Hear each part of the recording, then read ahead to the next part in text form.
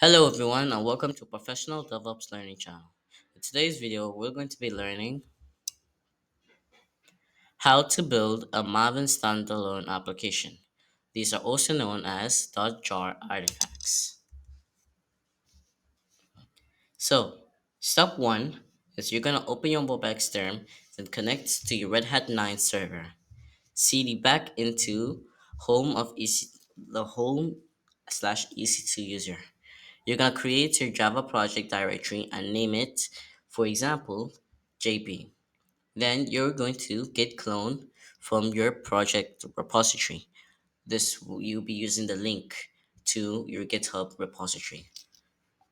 Then you're going to rename the link file to MSA, which in short stands for Maven Standalone Application.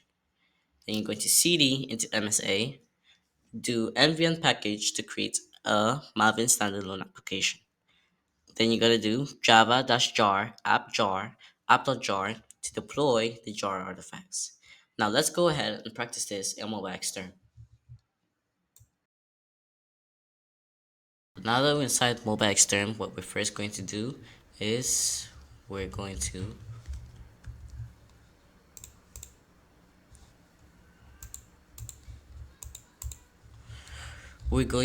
cd into home of EC2 user, but if we do pwd, I'm already inside home EC2 user.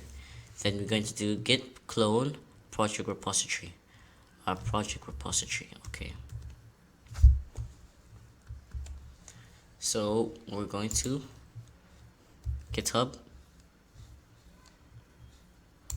and here is our project repository. Copy this, git clone and repository URL. Oh yeah, wait. First, we need to make our Java project. So we're going to do make directory, and you can call it anything you want. For me, for my example, I'm going to call it JP. Now let's seed into JP. Now inside JP, we're going to right click, paste, we're going to git clone our repository, copy the repository URL, paste it, and enter. Now we're going to rename our repository to Maven Standalone Application. So mv Sony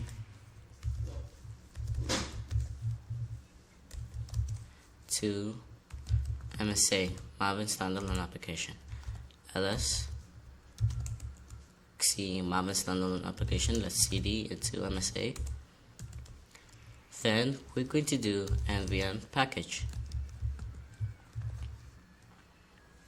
Now that we're doing nvn package, what it is doing is downloading our dependencies from the central repository. Then it's going to building our jar artifacts. Build success.